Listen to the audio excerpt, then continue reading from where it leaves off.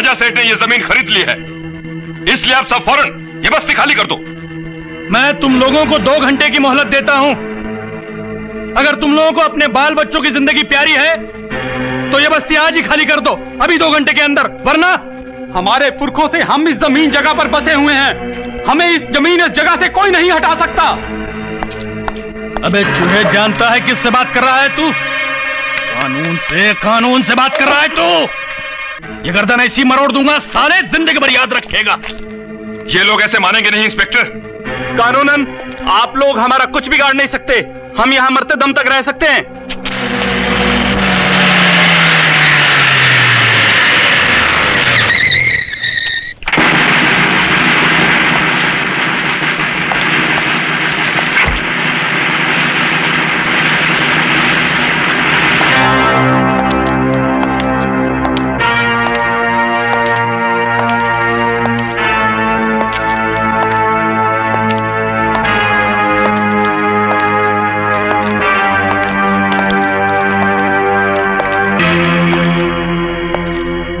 नमस्ते गजा सेठ। ये लोग कानून की बातें करते हैं।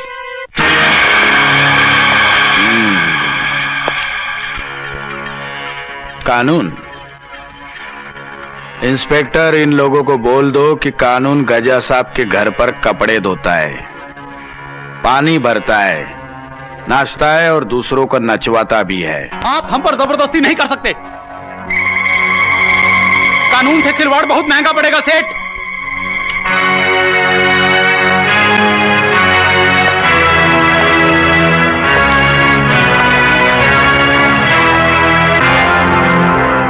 गजा सेठ कानून चलाता है, कानून गजा सेठ को नहीं, समझा क्या? अगर इस वक्त मैं तुम सबको जमीन में भी गाड़ दूं तो भी कानून मेरे खिलाफ उफ तक नहीं करेगा। क्या समझा? हम यहां से नहीं हटेंगे, हम यहां से नहीं हटेंगे। देखते क्या हो, सबको डंडे का प्रसाद दो। हम यहां से नहीं हटेंगे, हम यहां से नहीं हटेंगे। मुझे अभी इसी वक्त ये जमीन खाली चाहिए।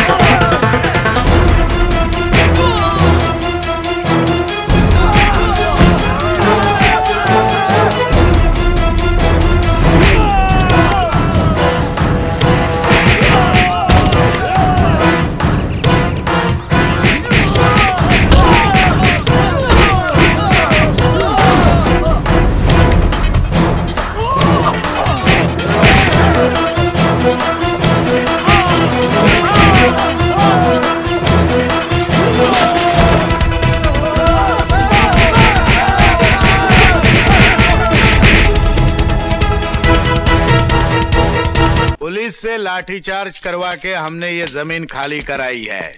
अब ये जमीन गजा सेठ की है, गजा सेठ की। इसके बाद हम पर कोई कानूनन वार करे तो आप झेलते रहिएगा वकील साहब। आप चिंता न करें गजा सेठ, आप जो फीस देते हैं ना उससे हम कानून के नट बोल्ट ढीले कर देते हैं। आप तो जानते ही हैं, कानून जो नहीं चाहता है वो हम नहीं करते हैं, कानून जो चाहता है हम वही करते हैं, चाहे वो गलती क्यों ना हो, लेकिन हमारा क्लाइंट सेफ होना चाहिए। गजा सेठ, कल जो जगह खाली की है उसी के लिए आया हूं मैं। अच्छा, तो ये पूरा दरबार जमीन खरीदने के लिए यहां आया हुआ है। 1 करोड़, 1 करोड़ 20 लाख, 1 करोड़ 30 लाख, 1 करोड़ 50 लाख, 1 करोड़ 60 लाख।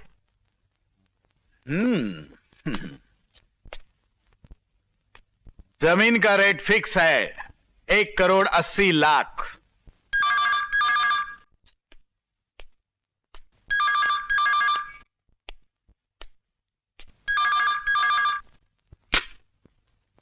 गजा सेठ हैं? गजा सेठ को फोन करने वाला पहले अपना परिचय देता है। मैं सुधीर बोल रहा हूं। हाँ, तो तुम्हें भी वर्सोवा वाली जमीन खाली होने का पता चल गया है। मुझे वो वर्सोवा वाली जमीन नहीं चाहिए, मुझे वो जमीन चाहिए जहां अंधों की संस्था आबाद है। आबादी को बर्बादी में बदलने में गजा सेठ को टाइम नहीं लगता।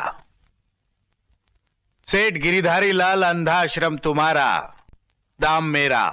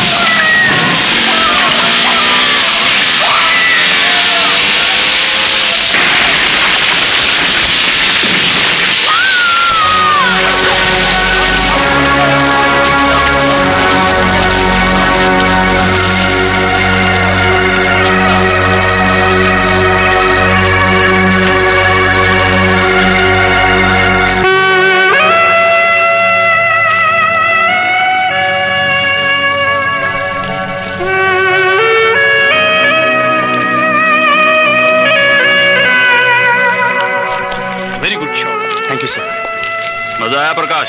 शॉट बहुत अच्छा था। पसंद आया ना सर? इस लड़की की चीख इस बात का सबूत है कि शॉट बहुत खतरनाक था। Keep it up। चलो ज्योति। प्रकाश, क्या शॉट दिया तुमने? मैं इतनी घबरा गई थी मालूम है। मुझे लगता है आगे चलकर तुम मास्टर बन जाओगे। हाँ, ऐसे नहीं, ऐसे। तुम तो ऐसे चीख रही थी जैसे मैं वाकई आग में फंस गया हूं।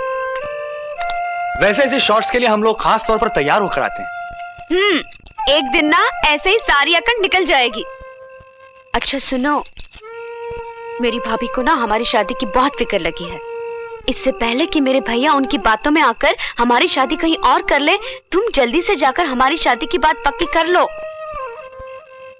शादी मैंने तुमसे करनी है। हमारे तुम्हारे बीच हर बात भी पक्की है। ये साले साहब कहां से टपक पड़े? एक्सक्यूज मी, मेरे भैया टपकने वाली चीज नहीं है, समझे? वो तो हमारे घर के पिलर है, जिनके कंधों पर हमारे खानदान की मर्यादा टिकी हुई है। अच्छा, तो तुम चाहती हो कि मैं उस पिलर से टकराऊं? तुम में मेरे भैया से टकराने की हिम्मत ही कहां। जो कोई भी मेरे भैया से टकराने की कोशिश करता है, नहीं, मैं दारू नहीं निकालूंगा। मैं दारू नहीं निकालूंगा।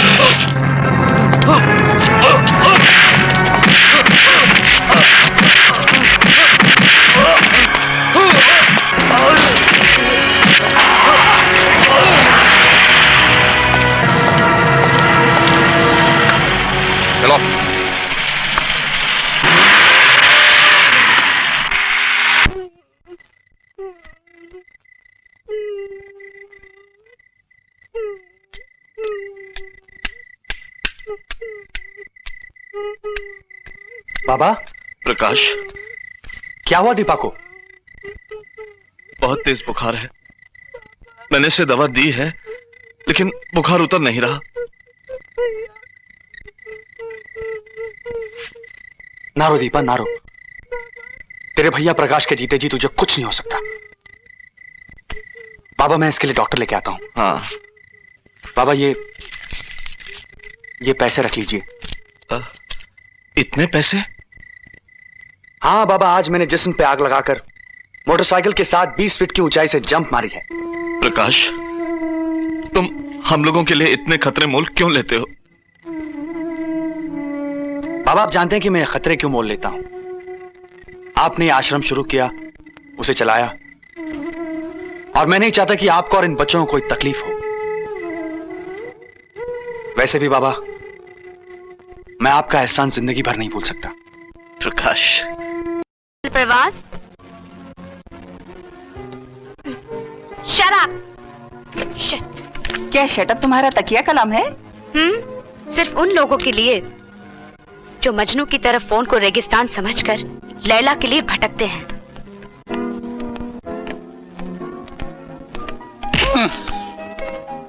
एक मजनू इधर भी आ रहा है।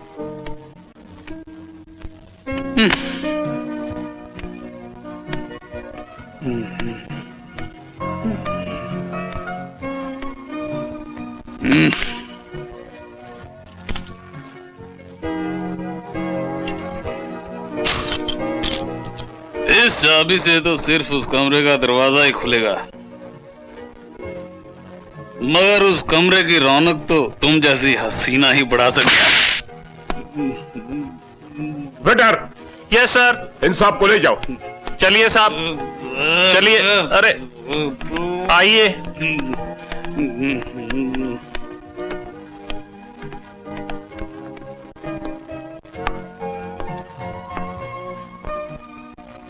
I am sorry sir.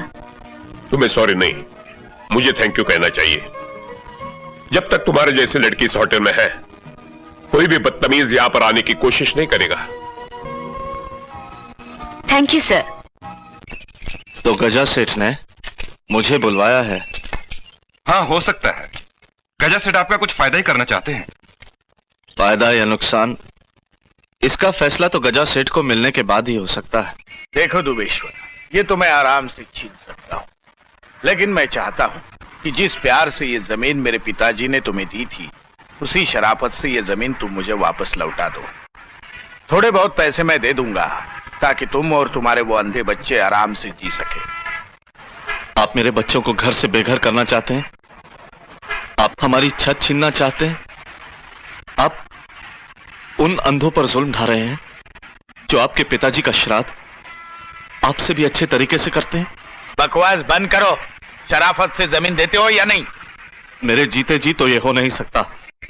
हाँ, अरे इस जमीन के लिए तुम्हारे जैसे कीड़े मकोड़े मैं बड़े आराम से मार सकता हूं।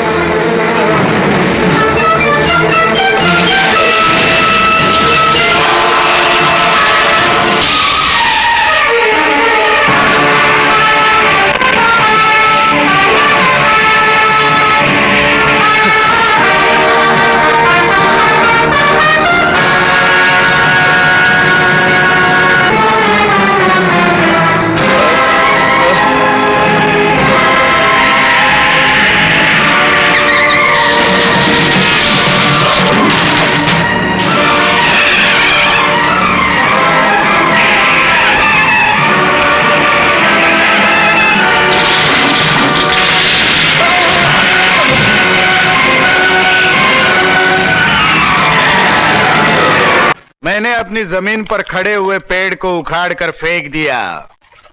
अब उसकी शाखाएं भी अपने आप मुरझाकर मिट्टी में मिल जाएगी। तेरा ये अरमान कभी पूरा नहीं होगा। तू इस जड़ को कैसे भूल गया जिसने उस पेड़ को इतनी मजबूती से पकड़ रखा है? उखाड़ना तो दूर की बात, तू उसे हिला भी नहीं सकता। तू ही वो प्रकाश है जो अंधों को रोशनी देता है। वाह, देखता क्या है, बुझा डालो इस प्रकाश को।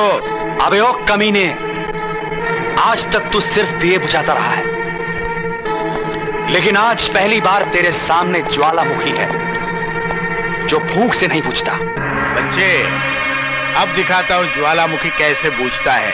क्या?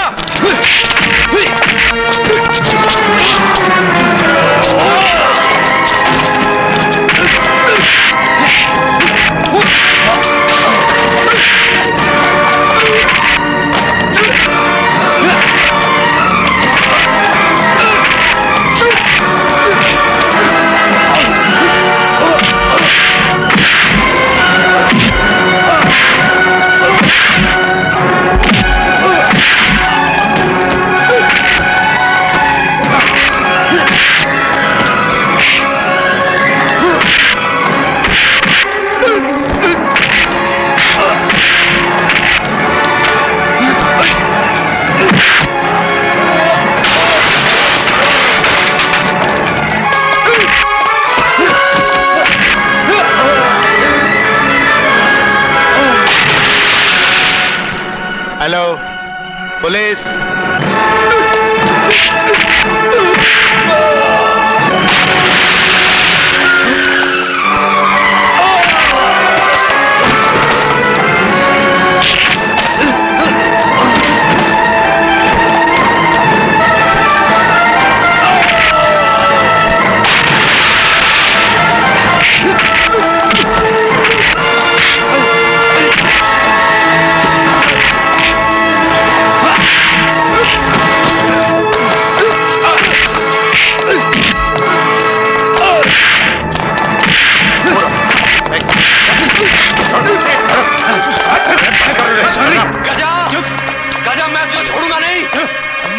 छोड़ूंगा नहीं गजा।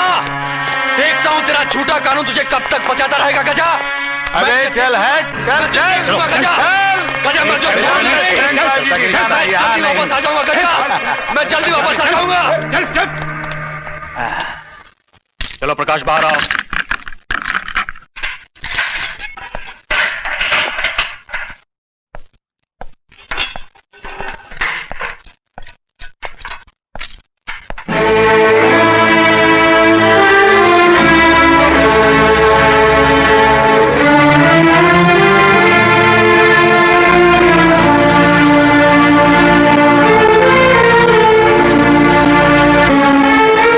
चंद्रा, तुम्हारे कहने से इसे मैंने छोड़ दिया, और दोस्त होने के नाते तुम्हें मेरा मशवरा है कि किसी भी ऐरे गहरे से ताल्लुकात बनाने से पहले उसका बैकग्राउंड जरूर मालूम किया करो।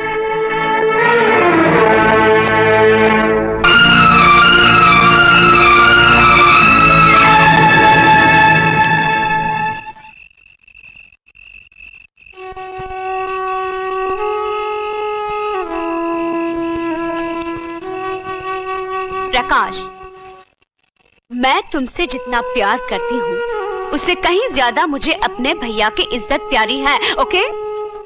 आज की तुम्हारी इस हरकत से मुझे और भैया को कितना दुख पहुंचा है उस बात का तुम्हें अंदाजा भी नहीं होगा। तुम गुंडे और बदमाशों की तरह शरीफों के यहाँ घुसकर मारधाड़ करने लगे। I swear प्रकाश, मुझे यकीन नहीं आ रहा है कि तुम इतना गिर जाओगे। यही कहना चाहती हो ना तुम? ज्योति, इंसान बड़ी से बड़ी ऊंचाई से गिर के बच सकता है, लेकिन जब वो अपनी नजरों से गिर जाए तो वो एक जिंदा लाश बन जाता है। बाबा की बेइज्जती का बदला अगर मैं ना लेता तो मैं भी एक जिंदा लाश बन जाता, और फिर मैं अपने आप को कभी ना माफ करता, कभी नहीं। बाबा से हमदर्दी का मतलब ये तो नहीं कि तुम कोई भी खतरा मोल लो। बाबा की जिंदगी की हिफाजत के लिए मैं अपनी जान भी दे सकता हूं। ज्योति, जब मैं बहुत छोटा था, मेरी आंखों की रोशनी नहीं थी, अंधा था। बाबा का बेटा सुनील मेरा जिगरी दोस्त हुआ करता था। वो हमेशा मुझे खुश रखना चाहता था, और फिर एक दिन एक एक्सीडेंट में सुनील बुरी तरह जख्मी हुआ। अस्पताल में उसकी मौत हो गई। सुनील की मौत के बाद बाबा ने उसकी आंखें मुझे दे दी और मेरी अंधेरी दुनिया में उजाला कर दिया।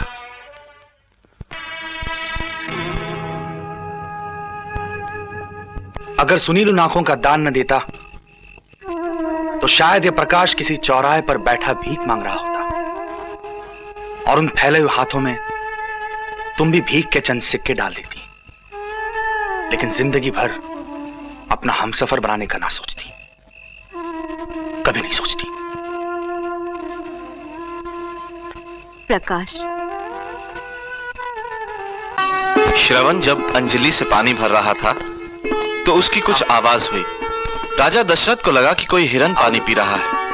उन्होंने आवाज की तरफ तुरंत ही अपना धनुष उठाया और अरे कौन छो? प्रकाश। प्रणाम बाबा। तुम्हारे साथ ये मेहमान कौन है? बाबा, ये ज्योति है। मैं इससे प्यार करता हूं और आपसे मिलवाने लाया हूं। अच्छा अच्छा। ज्योति, ये मेरा सारा परिवार है। मेरे ख्याल से तुम जैसे समझदार लड़के ऐसी नौकरी दो ही वजह से छोड़ सकती है। एक तो उसे कोई अच्छी नौकरी मिल जाए या फिर दूसरी जगह ज्यादा तनख्वाह मिलने की उम्मीद हो। सर, अगर इंसान पैसे के जोर पे दुनिया की हर चीज खरीद लेता तो मैं ये नौकरी कभी नहीं छोड़ती। मैं उस सुकून की तलाश में जा रही हूँ सर, जो दुनिया भर की दौलत से भी नहीं खरीदा जा सकता। जंग के मैदान में अगर सिपाही की तलवार गिर जाए तब भी वो जंग जीत सकता है। शर्त ये है कि वो हिम्मत न हारे।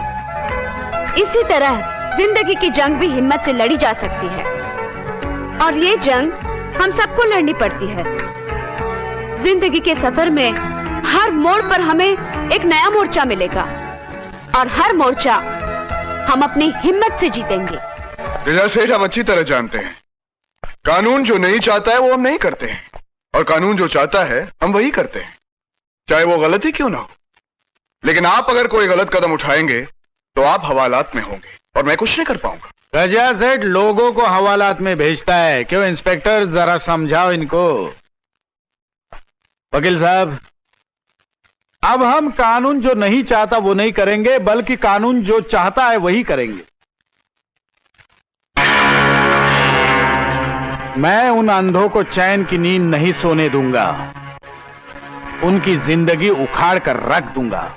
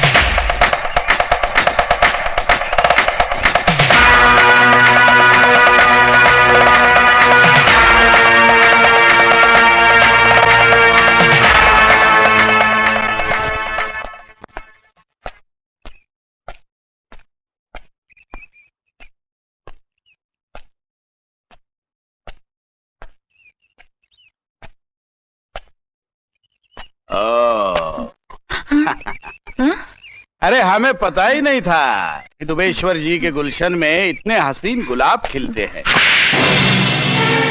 ये कैसे भूल गए कि फूलों के साथ कांटे भी होते हैं।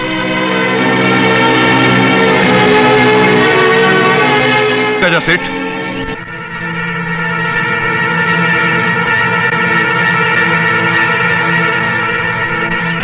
ये थप्पड़ क्या होता है ये बताने के लिए मैं तुम्हें जिंदा छोड़ देता हूं।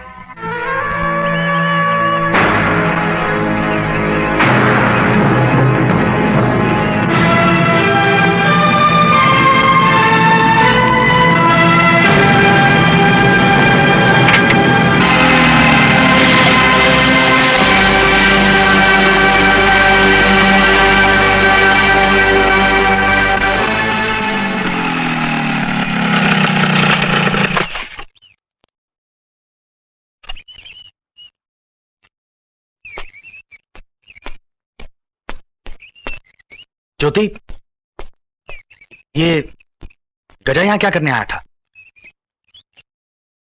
सबक लेने। मैं कुछ समझा नहीं।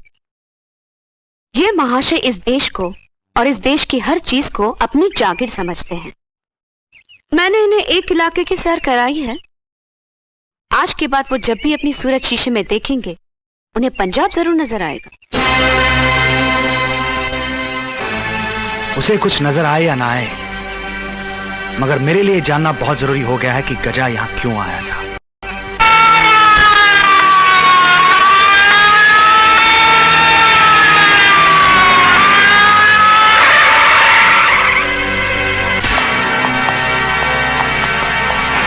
पूरा आश्रम छान मारो। अच्छा, मैं अभी देखता हूँ। चलो।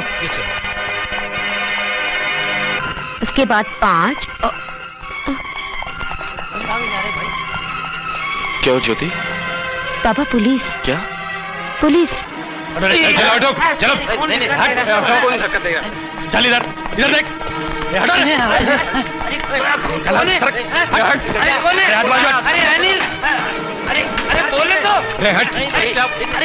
चल खड़ा हुआ, चल आगे। क्या जमाना आ गया, अंधों के आश्रम में भी ऐसा काम होता है आजकल। यहाँ भी नहीं। भैया, ये क्या हो रहा है? ये तलाशी हो रही है। किस लिए? खबर मिली है कि आश्रम से चरस गांजा सप्लाई हो रहा है और अंधे लोग ये काम कर रहे हैं। और आपने यकीन कर लिया? खैर, इस आश्रम पे नहीं, लेकिन अपनी बहन पर तो थोड़ा भरोसा करते। मैं मजबूर हूँ ज्योति, और ऊपर से ऑर्डर है, कानून कोई रिश्ता नहीं मानता। नहीं नहीं, इन्हें तलाशी लेने दो। इस मंदिर में कोई गलत काम नहीं हो सकता, मुझे विश्वास है। चंद्रा, कुछ मिला नहीं? सॉरी ज्योति, सॉरी बाबा। चलो।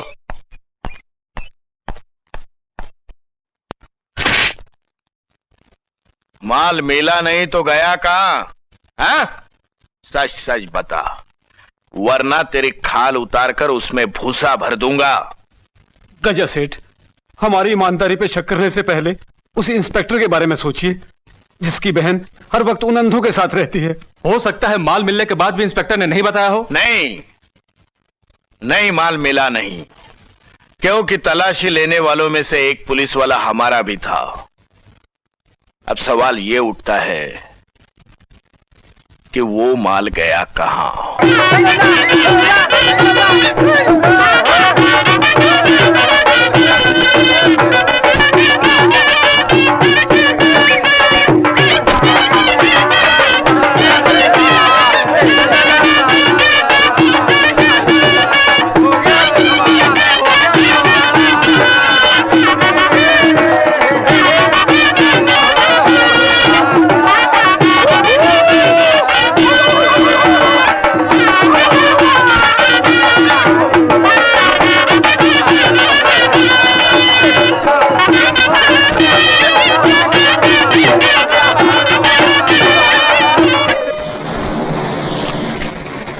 जब तक जिंदगी साथ देना ना छोड़ दे, मैं तुम्हारा साथ नहीं छोड़ूंगा।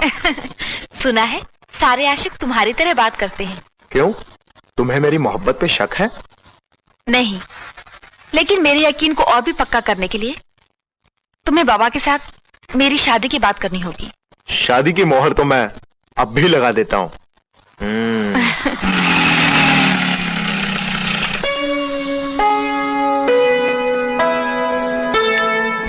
कमला, ये इसके साथ लड़का कौन है? समंदर किनारे तुम्हारे साथ कौन था? देवधर। कमला, तुमने इस दुनिया को सिर्फ महसूस किया है, और मैंने उसे बहुत अच्छी तरह देखा और परखा है। आज के दौर का हर मर्द एक हवस की तलवार बनकर रह गया है, जो कि शराफत के म्यान में अपने आप को छुपाए हुए है। और मैं नहीं चाहता कि मेरी बहन किसी ऐसे हवस की तलवार की शिकार बन जाए। यह मैं बर्दाश्त नहीं कर सकूंगा। प्रकाश भैया, देवधर से एक बार मिल लो। अगर वो आपको और मर्दों जैसा लगा तो मैं उसे जिंदगी भर के लिए भूल जाऊंगी। सिर्फ एक बार आप उससे मिलिए। देवधर, एक लड़की जिसने इस दुनिया को सिर्फ महसूस किया है, उसे ये दुनिया बहुत हसीन लगती है। उसके जज्बात से खेलकर उसके सपनों के महल को चूर चूर मत करो। प्रकाश भैया, अगर आप कमला की इज्जत की हिफाजत कर सकते हो तो मैं भी उसके लिए अपनी जान दे सकता हूं। मैं तुम्हारे जज्बात की कदर करता हूं, लेकिन इतना बड़ा कदम उठाने से पहले अगर सोच लो तो बेहतर होगा। यह फैसला मैंने बहुत सोच समझकर ही किया है। मैं बहुत छोटा था प्रकाश भैया, जबकि अचानक मेरे मां की आंखों की रोशनी चली गई और मेरे खुदगर्ज बाप को एक बहाना मिल गया मेरी मां से अलग होने का। जब बगैर आंखों की मेरी मां मेरी परवरिश कर सकती है, तो क्या मैं कमला का हाथ पकड़कर जिंदगी का सफर तय नहीं कर सकता? कमला ने जो तुम्हारे बारे में सोचा था, तुम उससे कहीं ज्यादा महान निकले। मैं तुम्हें बाबा से मिलवाना चाहता हूं। मैं आज ही मेरी मां को लेकर आ जाता हूं। तो मैं ये रिश्ता पक्का समझता हूं देवधर की मां। क्यों बेटा? हाँ बाबा। क्यों मां जी, रिश्ता पक्का है ना? देवधर ने कमला से शादी का फैसला करके एक मिसाल कायम की है। भगवान उन दोनों को सदा खुश रखे। आइए। देवधर ने कमला को अपनाकर बहुत महान कार्य किया है। हम उनकी शादी खूब धूमधाम से करेंगे। बाबा। हाँ? मैं प्रकाश। हाँ? ये मिस्टर महाजन है, court receiver, city civil court से आए हैं और आपसे मिलना चाहते हैं। नमस्ते। कहीं मैं आपकी क्या सेवा कर सकता हूं? सेवा के लिए तो हमें नियुक्त किया है सरकार ने, इसीलिए मैं आपको खबर देने आया हूं कि सेठ गजानन और आपके बीच इस जमीन को लेकर जो झगड़ा चल रहा है, 40,000 रुपए कोर्ट में भरने के लिए कोर्ट ने आपको नोटिस भी दी है। लेकिन महाजन साहब, मैं एक सरकारी आदमी हूं, मैं आपको चेतावनी देने आया हूं। अगर जल्द से जल्द आप 40,000 कोर्ट में नहीं भर सकते हैं तो आपको ये जमीन खाली करनी पड़ेगी, और ना फिर आप इस जमीन पर रह सकते हैं और ना आपके। मैं चलता हूं।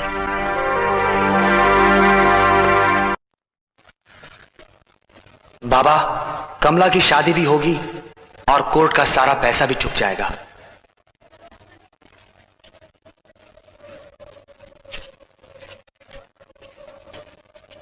और बाबा, इस जमीन का एक टुकड़ा भी गजा के कब्जे में नहीं आएगा। अपने प्रकाश पे भरोसा रखो बाबा, भरोसा रखो। अच्छा शालू जी, सुनिए, काफी टाइम हो गया है, हीरो साहब तो अभी तक आए नहीं। उनका डुप्लीकेट है प्रकाश। प्रकाश से अभी इस वक्त शॉट लेते हैं, बाद में वो जो आएंगे तो क्लोज वर्क कर लेंगे। कैश? अच्छा, सीक्वेंस तो आपको पता ही है कि आप घर से नाराज होकर जान देने के लिए जा रही हो। अब वही शॉट हमने यहाँ पर अरेंज किया है। वो 2 डमी ब्लास्ट है, वो जो सामने लोकेशन है ना, वो सामने ये टाइम पर रियल ब्लास्ट होने वाला है, उसके साथ हम मैच करने वाले हैं। तो अभी वो जो डमी ब्लास्ट है वहां से आप भागेंगी, आपके पीछे डुप्लीकेट आएगा और जैसे ही ब्लास्ट होगा आप रोड साइड छोड़कर लेफ्ट साइड में आउट हो जाएंगे। लेफ्ट साइड में जैसे ही आप आउट होंगी तो उधर से रियल ब्लास्ट होगा और यहां से ऐसा लगेगा जैसे रियल ब्लास्ट में आप दोनों जख्मी हो गए। अब शालू जी, ये याद रहे कि वो रियल ब्लास्ट है और ये डमी, और आपको इस तरफ से आउट होना। अब टेक करें, टेक करें। प्रकाश, ओ प्रकाश, क्या सोच रहे हो भाई? इधर आओ, शॉट रेडी है। आया मासू जी। आओ भाई। मेकअप। नमस्ते जी। नमस्ते। शालू जी, 1 मिनट। Okay sir. अच्छा प्रकाश, यार इतना रिस्की शॉट है और तुम कौन सा ख्याल में डूबे हो? क्यों, बात क्या है? मास्टर जी, शॉट चाहे जितना भी रिस्क ले लो, पैसे अच्छे दिलवा देना, बहुत जरूरत है पैसों की। बेफिक्र रहो यार, शॉट तो हो जाने दो, पैसे भी दिलवा दूंगा। टेक करें? हाँ। Okay, good luck. Thank you master जी।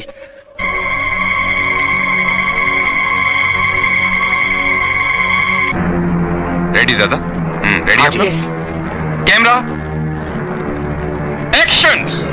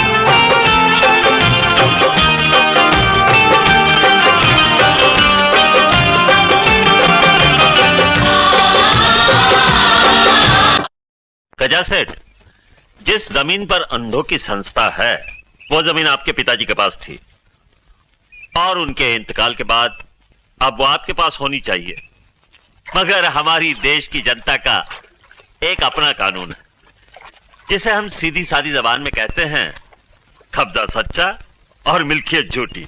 आपको भी वो अंधे भागते हुए नजर आएंगे।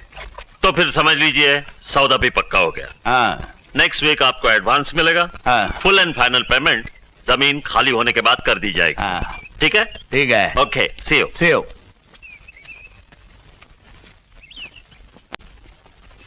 गजा सेठ, बोलो। उन अंधों का रखवाला प्रकाश हाँ, इस वक्त खुद ही बेबसी की हालत में हॉस्पिटल में पड़ा है। वाह अरुण वाह, तुमने खुशी की खबर लाई है और हम चाहते हैं कि इस खुशी के मौके पर खुशी के दीप जलाए जाए।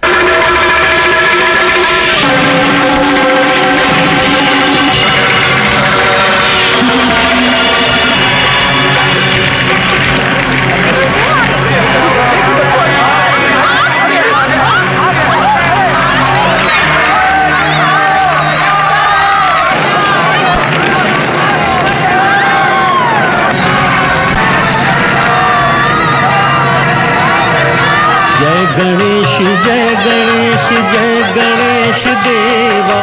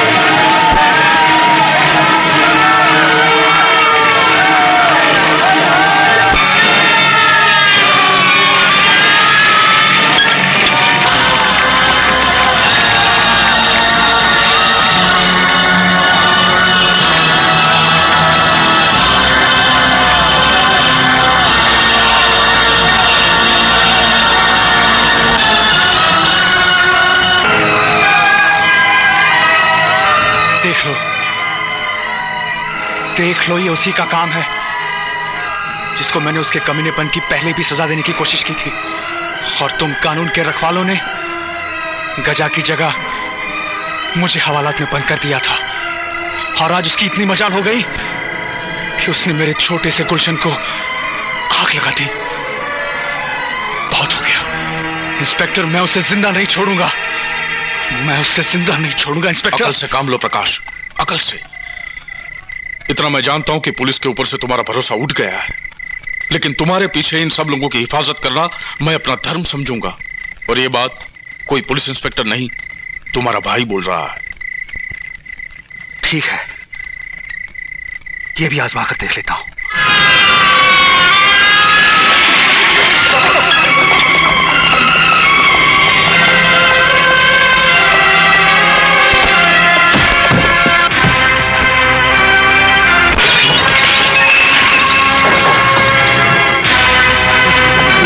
चलो निकल जा, निकल।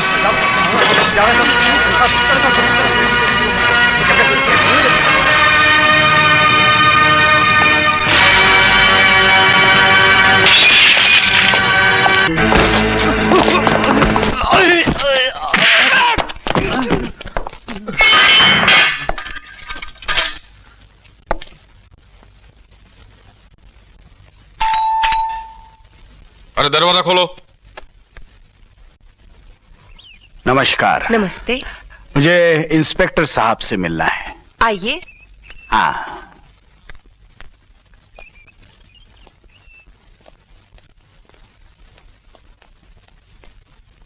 माफ कीजिए, मैंने आपको पहचाना नहीं। पहचानते तब जब मैं आपसे कभी मिला होता।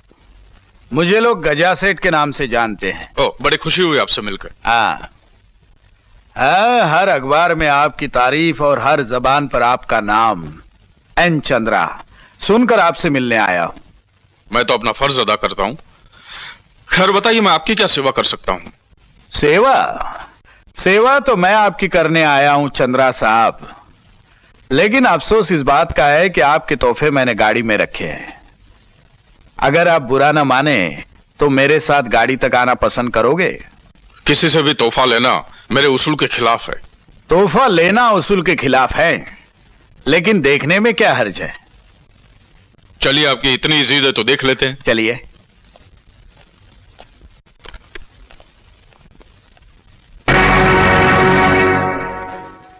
तो ये असलियत है। तू ये समझता है कि तूने मेरी हार को अपनी जीत की फ्रेम में फिट कराकर मुझे तोहफा दिया है? नए गजा नहीं है, तेरी गलत फहमी है। तूने तो मेरे सामने से वो दीवार हटा दी जिसके पीछे खड़े हुए तुम जैसे मुजरिम को देखने में मुझे तकलीफ हो रही है। अच्छा, जब तूने मुझे मुजरिम कह दिया है तो एक बात गौर से सुन ले। ये गजा, हाँ इंस्पेक्टर, ये गजा इतनी ऊंचाई पर खड़ा है कि जहां तक पहुंचना तेरे कानून के कदमों के बस में नहीं है। कमीने, कानून की परवास कहां तक है उसका एहसास तुझे मैं दिलवाऊंगा। भैया, ऐसे लोगों के मुंह नहीं लगा करते। ज्योति, तू अंदर जा। नहीं भैया, तुम्हें मेरी कसम, इन्हें छोड़ अंदर जा ज्योति। छोड़ यहाँ से दफा हो जा कमीने, भाग यहाँ से। ऐसे नीच लोगों को गाली देना काली की तौहीन करना है। चलो भैया, आप अंदर चलो।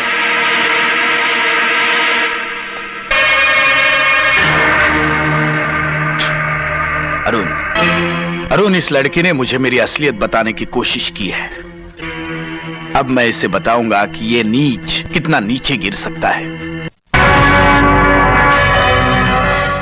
तुमने मुझे नई जिंदगी बख्शी है, इसका कर्ज मरते दम तक मेरे सर पे रहेगा।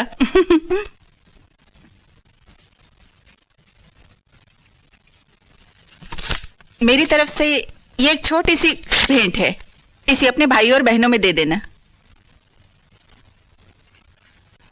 देखिए मैडम, आपकी जान बचाना मेरा फर्ज था, लेकिन मैं आपका ये चेक स्वीकार नहीं कर सकता, इसलिए कि इसमें ना तो मेरी और ना मेरे भाई बहनों की मेहनत छुपी है। और हमारे बाबा ने हमेशा हमको यह सिखाया है कि हर पैसे के पीछे मेहनत होनी चाहिए। अगर आप अपनी तरफ से हमारे लिए कोई भेंट देना ही चाहती हैं, तो आप हमारे लिए एक चैरिटी डांस शो कर सकती हैं, जिससे आपका मकसद भी पूरा हो जाएगा और हमारा भी।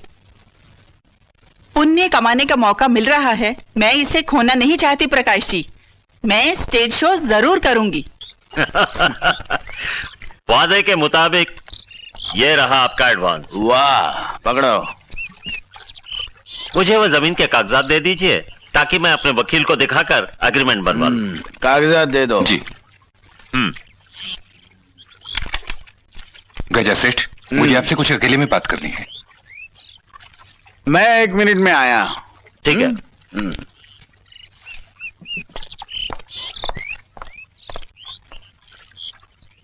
क्या है? मेरे ख्याल से वो इस जमीन का पूरा फैसला होने तक आप सुधीर सेठ से पैसा न ले तो अच्छा है। अबे बेवकूफ, पैसा बड़े से बड़ा फैसला हमारे हक में करा देता है, समझा?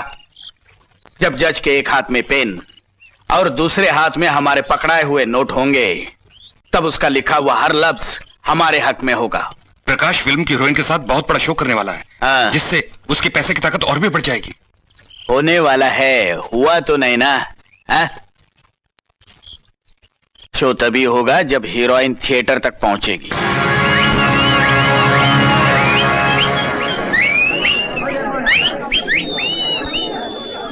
शो का वक्त हो गया, शालू नहीं आई अभी तक। और ये प्रकाश और ज्योति कहां हैं? बहुत बहुत शुक्रिया।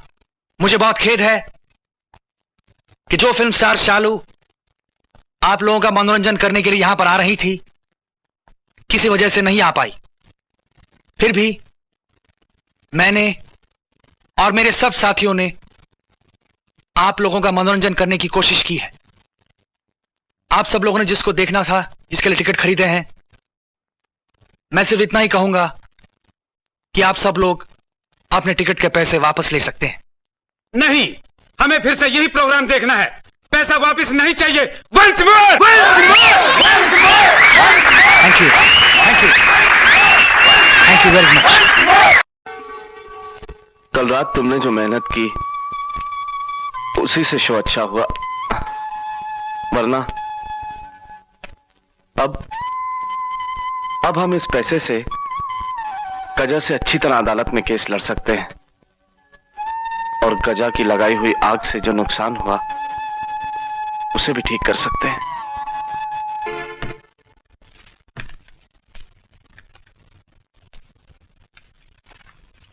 जमीन का सौदा करने से पहले अगर आप आ जाते तो अच्छा होता। पुण्य कमाने के लिए सेठ गिरधारी लाल ने जिस जमीन को हमारी संस्था के नाम किया था, उस जमीन को लेने के लिए उनका बेटा कितनी छिछोरी हरकतें कर रहा है। मेरे साथ किया हुआ छिछोरापन गजा को बहुत महंगा पड़ेगा।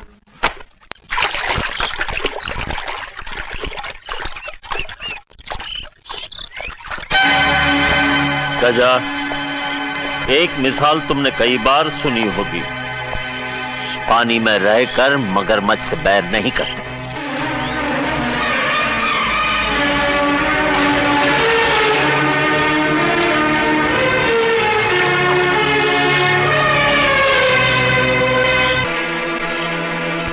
मगरमच्छ की बात तूने कह दी है तो एक बात गौर से सुन।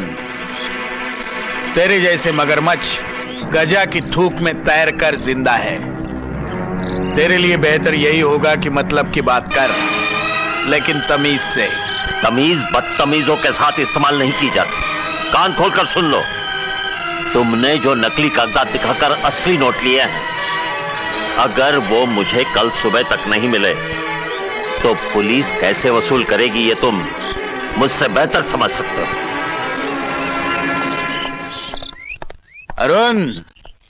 अरुण, पता करो ये सुधीर दिन भर क्या करता है, कहां रहता है।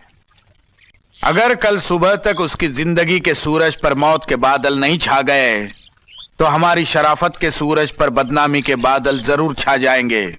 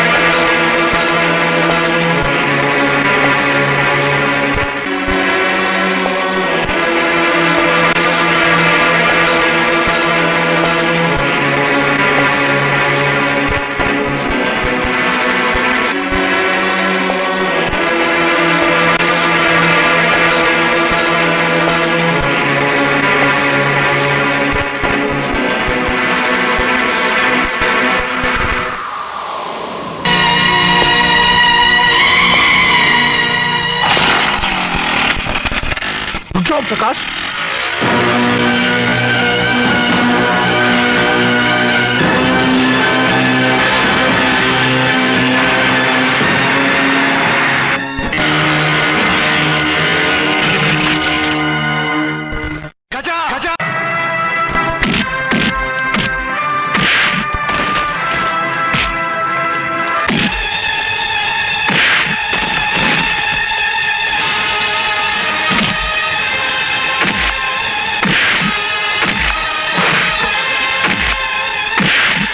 हरामजादे, आज तू मेरे हाथों से नहीं बचेगा। नहीं छोड़ूंगा तुझे गजा।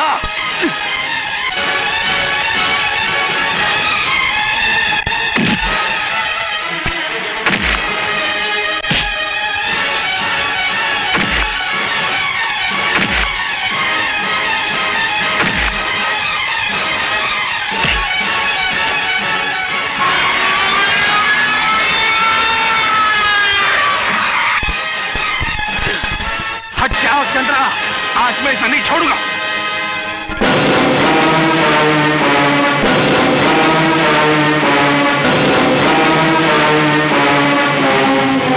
आज पहली बार मुझे किसी ने इस तरह बेइज्जत किया है। इसका बदला तो मैं जरूर लूंगा चंद्रा, लेकिन इस केस से बाइज्जत बरी होने के बाद। अरुण, इस केस के लिए मुझे अपना वो मखीजा वकील नहीं चाहिए।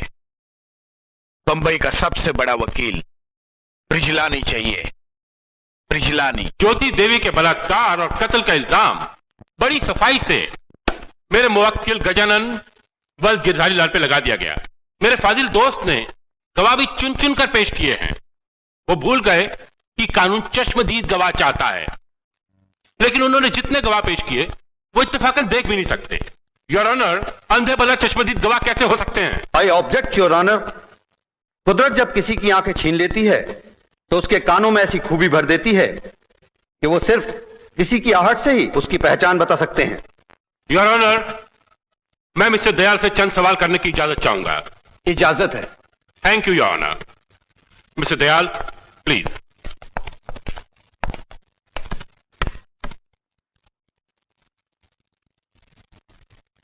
दयाल, जैसे कि तुमने पहले भी बताया कि गजा और उसके आदमियों ने जब आप लोगों की रात की प्रार्थना चल रही थी, ज्योति देवी का बलात्कार और उसका कत्ल किया, तो तुम गजा की आवाज ठीक से पहचानते होगे।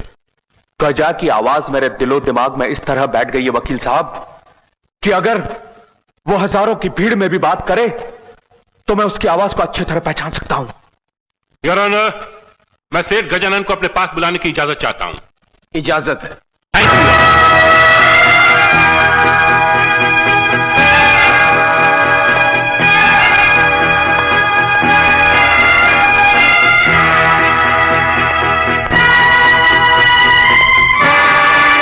गजानन जी, इन लोगों ने आप पे जो इल्जाम लगाया है, क्या इनकी आपसे कोई जाती दुश्मनी तो नहीं?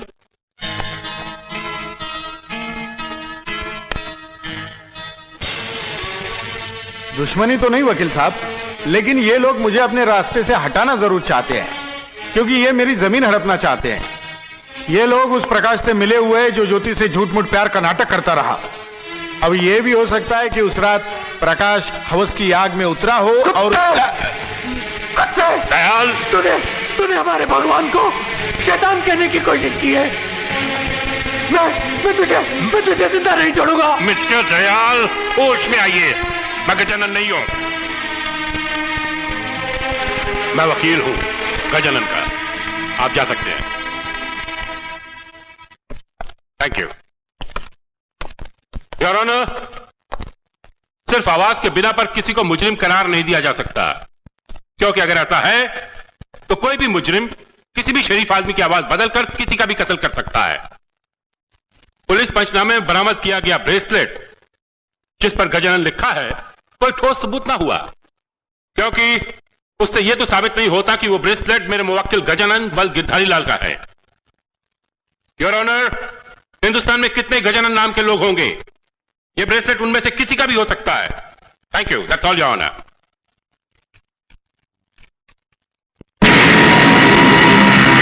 गवाहों के बयानात और किसी भी चश्मदीद गवाह के ना होने की वजह से अदालत इस नतीजे पर पहुंची है कि मुल्जिम गजानन वल्द गिरधारी लाल पर जो मुकदमा चलाया जा रहा है वो बेबुनियाद है। इसलिए अदालत ये मुकदमा खारिज करती है। और क्योंकि अदालत अंधों की गवाही को रिकॉर्ड पर नहीं ला सकती, पुलिस के पंचनामे में पाया गया वो ब्रेसलेट जिस पर गजानन का नाम लिखा है, इससे यह साबित नहीं होता कि वो गजानन का ही है। लिहाजा अदालत सेठ गजानन को बाइज्जत बरी करती है।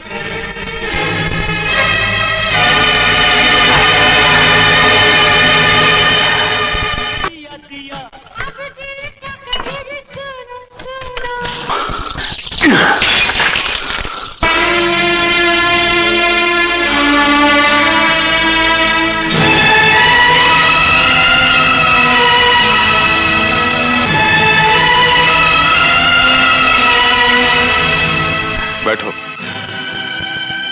इस कुर्सी पे नहीं, यहां तो जो भी बैठता है वो एक बेजान पत्थर बनकर रह जाता है, जैसे आप, जिसके सीने में दिल तो है लेकिन मोहब्बत नहीं। आपका कोई रिश्ता है तो सिर्फ इस वर्दी से। माँ बाप भाई बहन अगर कोई है तो सिर्फ ये वर्दी है। अरे आप जिस कानून की गुलामी कर रहे हैं वो ऐसा अपाहिज है जो सबूत की उंगली पकड़े बिना चल नहीं सकता, चाहे वो उंगली झूठ की ही क्यों ना हो। आजकल ईमान तो ऐसी तवायफ बन गया है जो किसी भी दौलतमंद के सामने अपने जिस्म की नुमाइश करना अपना पेशा समझती है।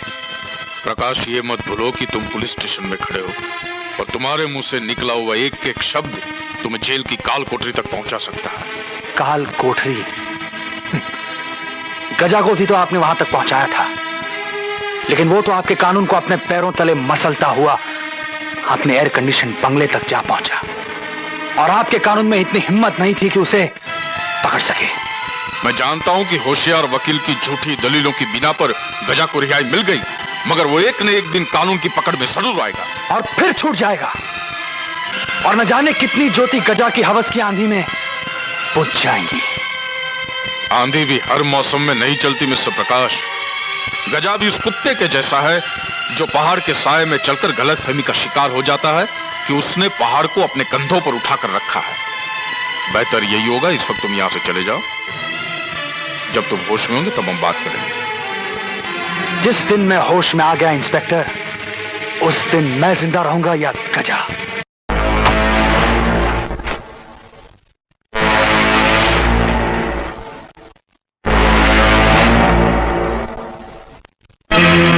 देख गजा, इसमें तेरे जुर्म का वो ठोस सबूत है जो मुझे सुधीर के घर से मिला है।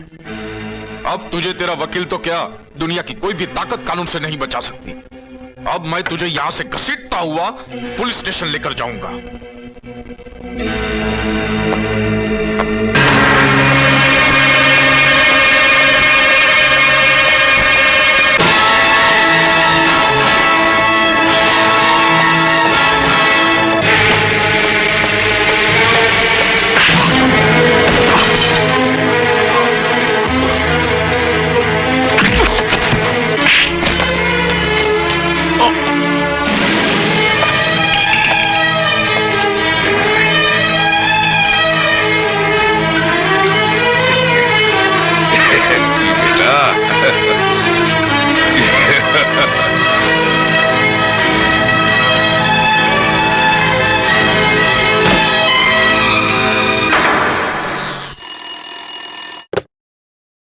यस। हाँ एसीपी साहब, मैं गजा बोल रहा हूँ। हाँ बोल गजा। नहीं एसीपी साहब, आप तो जानते हैं कि मैं पुलिस वालों की कितनी इज्जत करता हूं, लेकिन पुलिस वाले अपनी इज्जत का ख्याल नहीं रखते। हाँ अब देखिए ना, आपका वो सब इंस्पेक्टर, क्या नाम उसका, एन चंद्रा, शराब में धूत होकर मेरी कीमती कालीन खराब कर रहा है। अब उसके साथ क्या व्यवहार करना चाहिए ये आप मुझसे बेहतर समझते हैं।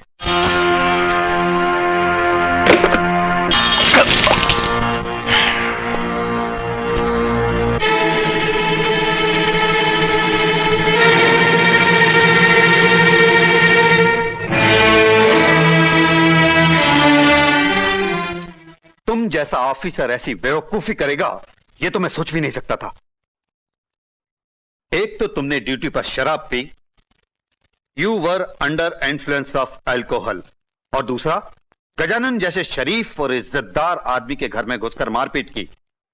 सर, पहली बात तो यह कि मैं शराब को हाथ तक नहीं लगाता, और दूसरी बात यह कि गजा जैसे मुजरिम की तारीफ आपके मुंह से अच्छी नहीं लगती।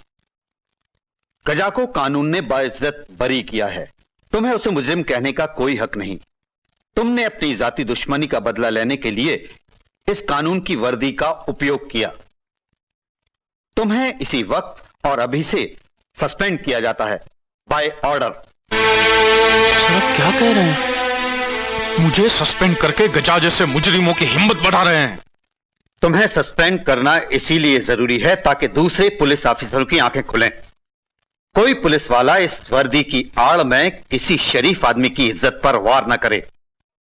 आपने शायद गौर नहीं किया सर, मेरी वर्दी की ओर एक उंगली उठाकर आपने अपनी वर्दी की ओर 3 उंगली उठाई है। क्या मतलब? आप अच्छी तरह जानते हैं मैं क्या कहना चाहता हूं। आप जिसे मामूली सी कपड़े की वर्दी कहते हैं ना सर, यह मामूली वर्दी नहीं है। इसमें बलिदान का कपड़ा, फर्ज का धागा और कानून की इज्जत के बटन लगते हैं, तब जाकर यह पवित्र वर्दी देश की रक्षा करने वालों के बदन पर सजती है। मगर आप तो इस वर्दी को पहनकर भी उसके असूलों की हिफाजत नहीं कर सकते। मगर मैं इस वर्दी से महरूम होकर भी इसकी इज्जत करता हूं। और जब किसी जुर्म का नाग ये देश और देश की शांति को डसने के लिए अपना फन उठाएगा तो वो फन को मैं कुचल डालूंगा।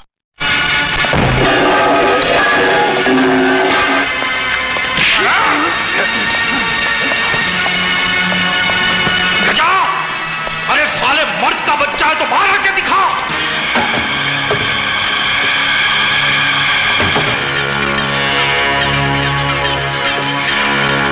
कुत्ते साले, तूने मेरी वर्दी छीनी है, मैं तेरी जिंदगी छीन लूंगा। कानून को अपनी रखल समझता है, जब चाहा कपड़ा उतारकर नंगा कर दिया। मैं साले तुझे इस काबिल नहीं रखूंगा कि तू कोई भी अपना खेल खेल सके। मैं तुझे पाताल में भी नहीं छोड़ूंगा हरामजादे। तेरा पेटवा पकड़कर मैं तुझे जेल की चक्की पिसाऊंगा। कमीने साले जिंदा नहीं छोड़ूंगा मैं तुझे। कमीने, अरे ताकत है तो बाहर आ। साले चूड़ियां पहनकर रखी है, बाहर आके दिखा। हेलो एसीपी साहब, मैं गजा बोल रहा हूं। हाँ, आपने इन चंद्रा को छोड़कर अच्छा नहीं किया। वो कुत्ता मेरे बंगले के सामने भौंक रहा है। हाँ, नहीं, उसका भौंकना तो मैं भी बंद कर सकता हूं, लेकिन बेहतर यही होगा कि आप खुद उसके गले में पट्टा बांध दे।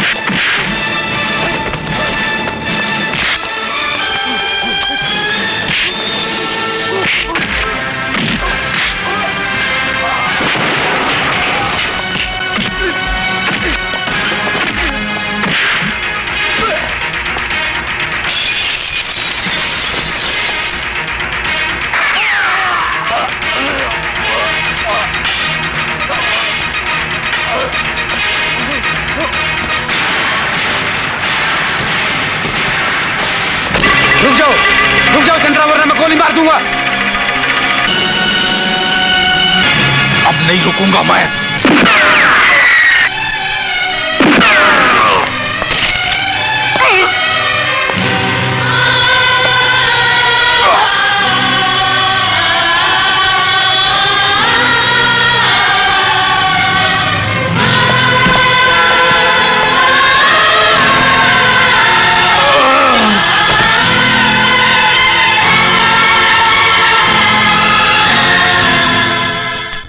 वाह शहर का कानून, वाह। मेरे 150 बच्चों के बीच ज्योति का कत्ल हुआ और गजा बाइज्जत बरी हो गया। इसी गजा ने ईमानदार चंद्रा की वर्दी को नाकाम किया और कानून का सहारा लेकर उसे अपने पैरों तले रौंद दिया। इसी का जाने कानून और कानून के रखवालों को नीलामी के सस्ते भाव में खरीद लिया है। कौन क्या बिगाड़ सकता उसका, यहां उसका हुक्म चलता है। अपाहिज बना दिया उसने, सबको चूड़ियां पहन रखी है सबने। उसने चंद्रा का कत्ल किया, ज्योति को मारा, कल मुझे मार सकता और तुम्हें भी प्रकाश। तेरे बच्चों का सर्वनाश कर सकता है वो। सोचता हूं कि ये जमीन छोड़ दूं, मैं चला जाऊं किसी दूसरे शहर अपने बच्चों को लेकर। कुछ भी कर देंगे हम, पेटी तो भरना है। हो सका तो भीख मांग लेंगे, लेकिन हम। बाबा, ना तो मैं अपाहिज हूं और ना ही मैंने चूड़ियां पहन रखी हैं। मेरे जीते जी जमीन का एक टुकड़ा भी गजा को नसीब नहीं होगा। लेकिन आप यहां से मत जाइए बाबा। मुझे इस लड़ाई में आप अकेला छोड़कर नहीं जा सकते।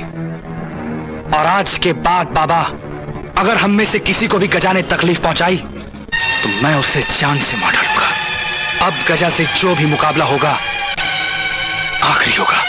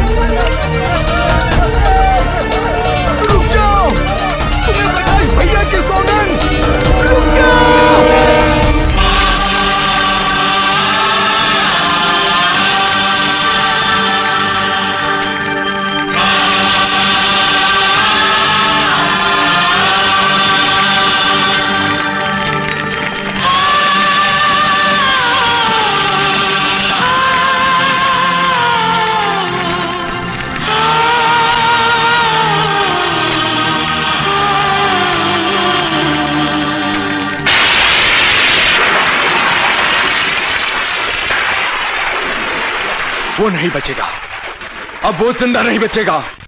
वो जहां कहीं भी हो, जैसे भी हो, हम उसे ढूंढ निकालेंगे। हमें हमारे प्रकाश भैया और दीदी की कसम, वो वैशी कुत्ता कल सुबह का सूरज नहीं देखेगा।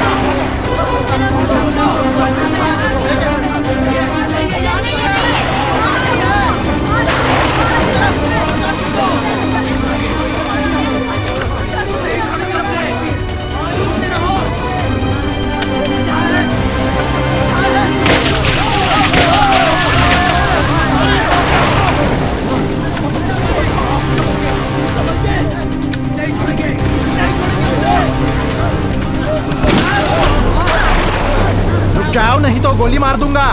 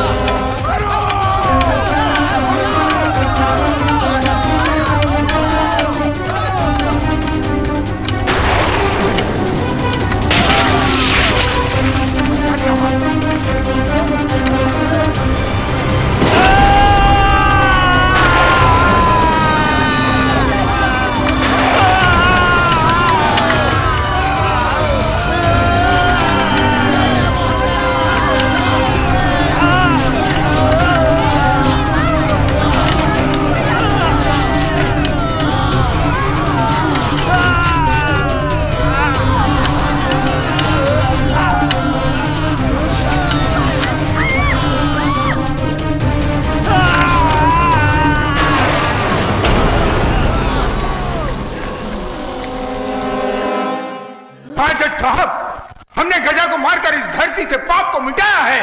गजा और उसके आदमियों को मारकर हम शर्मिंदा नहीं हुए हैं जज साहब, बल्कि हमारी आत्मा को शांति मिली है। हमने मारा है उन सबको, हमने जज साहब, हमने उन सबका खून किया है। हाँ, खून किया है। खून किया है। जज साहब, सारा समाज ही खारदार झाड़ियों से घिरा हुआ है। हमने तो 2-4 कांटे तोड़ दिए जिससे लोगों की जिंदगी और इज्जत तबाह हो रही थी। ऐसे जंगल को तो जला के राख कर देना चाहिए जज साहब। गजा भी उस जंगल का ऐसा कांटा था जिसकी वजह से ना जाने और कितनी जिंदगियां तबाह हो जाती। काश भगवान ने हमें आंखें दी होती, हम उन जालिमों को मार देते जो मासूमों की जिंदगी से खेलते हैं और जिसका कानून कुछ भी नहीं बिगाड़ सकता। जज साहब, कानून इंसाफ के लिए बनाया है, आप लोगों के साथ भी इंसाफ किया जाएगा, आपको भी अपने बचाव का मौका दिया जाएगा। अगर आप सब लोग चाहें तो यह अदालत आपके बचाव के लिए आपके किसी वकील का इंतजाम कर सकती है। वकील की तो उसे जरूरत पड़ती है जज साहब जो बचना चाहता है, अपनी हिफाजत करना चाहता है। हमने तो खुद ही अपने आप को कानून के हवाले कर दिया है। योर ऑनर, इस केस में कोई कॉम्प्लिकेशंस नहीं है। जब अपराधियों ने खुद अपना जुर्म कबूल कर लिया है, उन्हें अपने बचाव में कोई वकील भी नहीं चाहिए, तो कानून को जल्द से जल्द अपना फैसला सुनाना चाहिए। Thank you.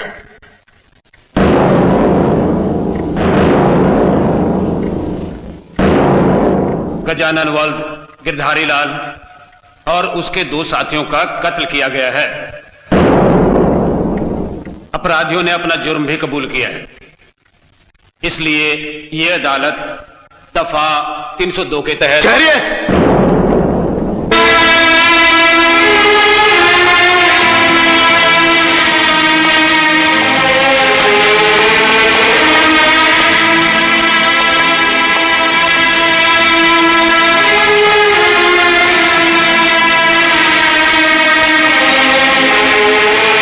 Your honour,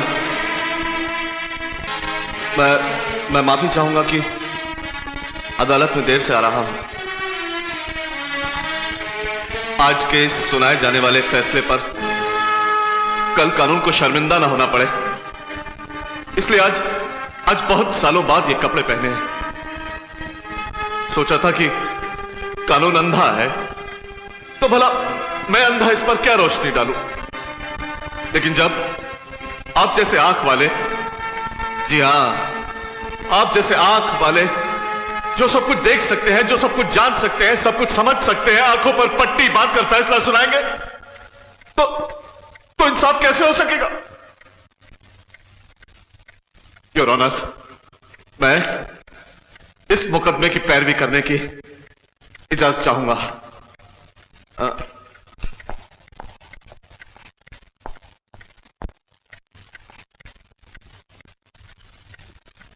I object your honour. जब अपराधियों ने अपना जुर्म कबूल कर लिया है और उन्हें वकील नहीं चाहिए, तो इन्हें सफाई पेश करने की और अदालत का वक्त जाया करने की कोई जरूरत नहीं है। Under section 229 of the CRPC laid down that the accused must distinctly and unequivocally admit the guilt. Otherwise, it is not sufficient in the light of above proposition of law. माफ कीजिएगा वकील साहब, आपको इस कानून के मंदिर में नहीं किसी जेल में जल्लाद होना चाहिए था। Order order. योर ऑनर, मैं इस केस की पैरवी करने की इजाजत चाहूंगा, प्लीज। इजाजत है। Thank you your honour. वकील साहब, मैं सबसे पहले आपसे यह पूछना चाहता हूं कि क्या यह अदालत इसलिए बनाई गई है कि गजा जैसे दौलतमंद अगर कत्ल करें तो उनका स्वागत रिहाई के फूलों से किया जाए, और अगर इंसाफ ना पाने की वजह से ये मासूम इंसाफ अपने हाथ में ले ले तो इन्हें मौत की सजा सुना दी जाए? वकील साहब, याद कीजिए, कुछ ही दिन पहले इस अदालत में आपने अपनी झूठी आवाज की वजह से इन मासूमों की बुलंद आवाज को दबा दिया था, और इसी अदालत ने गजा जैसे मुजरिम को बाइज्जत बरी कर दिया था। आप लोग कानून की हिफाजत नहीं करते, आप लोग मुजरिमों की हिफाजत करते हैं। आप लोगों की ही शय की वजह से जुल्म का पौधा पनपता है। आपका कानून झूठ की आंधी के सामने सूखे पत्तों की तरह कांप उठता है, जुल्म के पैरों तले रौंद आ जाता है। अगर उस दिन ज्योति के कातिल को सजा सुना दी जाती तो ये मासूम फरिश्ते कभी कातिल न बनते। जज साहब, आप अदालत को साफ साफ कहिए, आप कहना क्या चाहते हैं? योर ऑनर, इसी अदालत में ज्योति के कत्ल का मुकदमा चलाया गया था और मेरे इन्हीं मासूम बच्चों ने गजा और उसके साथियों को पहचान कर गवाही दी थी। भगवान ने इनकी देखने की शक्ति छीन ली और इसी बात का फायदा उठाकर वकील साहब ने कानून की आंखों में धूल झोंक दी, सिर्फ चश्मदीद गवाह ना होने की बिना पर। योर ऑनर, चश्मदीद गवाह ना होने की बिना पर इसी अदालत ने मुजरिमों को बाइज्जत बरी कर दिया और एक कत्ल से बरी होकर उन्होंने प्रकाश जैसे फरिश्ते को मौत की नींद सुला दी और चंद्रा जैसे ईमानदार वफादार पुलिस इंस्पेक्टर की वर्दी उतारकर उसे कफन उड़ा दिया। अंधे देख नहीं सकते, हो सकता है उन्होंने किसी बिल्ली, भेड़, बकरी या कुत्ते को मारा हो। अंधे यह कैसे कह सकते हैं कि उन्होंने गजा और उसके साथियों को ही मारा है और कि मारने के बाद वो लोग मरे हैं? योर ऑनर, मैं कहता हूं कि इन लोगों ने किसी को नहीं मारा है, और अगर मारा है तो क्या सबूत है आपकी अदालत के पास इनके खिलाफ? है कोई चश्मदीद गवाह? जो अंधे देख नहीं सकते, जो चश्मदीद गवाह नहीं बन सकते, वो किसी की जान भी नहीं ले सकते। मान लीजिए अगर उन्होंने खून किया भी है तो कहां है वो सबूत? कहां है वो चश्मदीद गवाह जो इनके खिलाफ गवाही दे? योर ऑनर, इस बात पर गौर किया जाए, जो अंधे देख नहीं सकते, जो अंधे चश्मदीद गवाह नहीं बन सकते, वो अंधे किसी की जान भी नहीं ले सकते। फैसला सुनाने से पहले आप इस बात पर गौर कीजिए, मेरे ये बच्चे बेकसूर हैं, बेगुनाह हैं। आप इन्हें सजा नहीं दे सकते, आप इन्हें सजा नहीं दे सकते, नहीं दे सकते, नहीं दे सकते, आप इन्हें सजा नहीं दे सकते।